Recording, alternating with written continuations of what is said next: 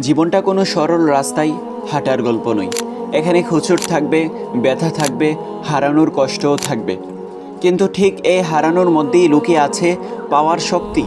মনে রেখো, অন্ধকার যত গভীর হয়, ভোর ততটা কাছে চলে আসে।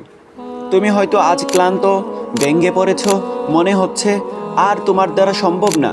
কিন্তু একবার ভেবে দেখো, এতটা পথ যদি তুমি চলেই এসে থাকো, তাহলে এখানে থেমে যাওয়ার মানে কি? তোমার স্বপ্নগুলো এখনও তোমার জন্য অপেক্ষা করছে। তুমি শুধু একটু সাহস করো। সফল মানুষরা কখনো হাল ছাড়ে না।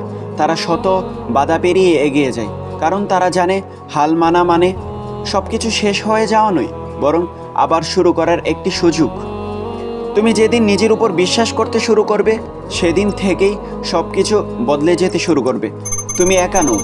এই দুনিয়ায় প্রতিটা বড় কিছু অর্জন করতে হলেই কষ্ট, ব্যর্থতা, অপমান এসবের মধ্যে দিয়েই যেতে হবে তোমার।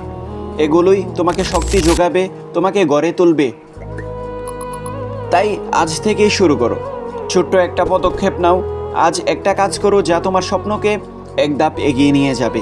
মনে রেখো, তোমার ভিতরে যে প্রতিভা আছে, শক্তি আছে, তা দ্বারা তুমি পৃথিবীকেও বদলে ফেলতে পারো। তুমি শুধু বিশ্বাস হারিও না।